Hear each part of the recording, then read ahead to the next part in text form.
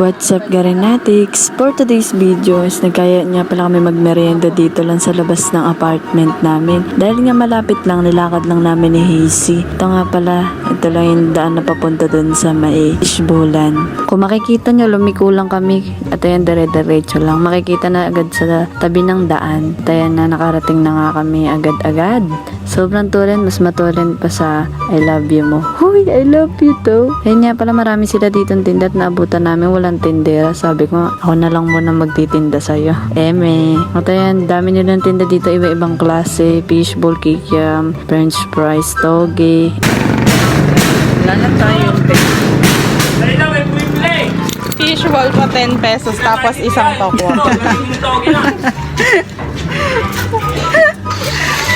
Grabe nga naging tawa ko dahil nga yung fishball nagiging toge na daw, sabi ni kuya. Tingnan nga pala natin kung may pera pa ako dito. Sakto, may 25 pesos pa pala ako dito sa wallet. Tara, ibili na natin ang fishball at kikiam yan. Ito nga pala yung mga tinda nila. Sobrang sasarap, diba? Pwede lang kainin lahat yan, diba? Why not? Kaso, wala tayong pira. Ayan, tapos na pala bumili si Ito yung kitang-kita niya naman, sarap ng sauce. Ito yung, nila, yung matamis na sauce. Siyempre, kung may matamis, meron ding maanghang. Pinaghahalo nga pala niya yan para megas-megas na yung insan. Sa mga nagtatanong kung ano lasa ng pinaghalong matamis at maanghang, okay naman siya, masarap din. Ayan, at niluluto na nga din yung akin kasi nahuli akong umorder.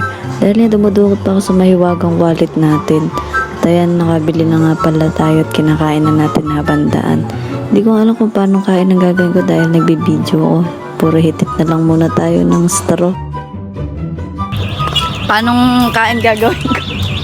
Subuan mo daw ako.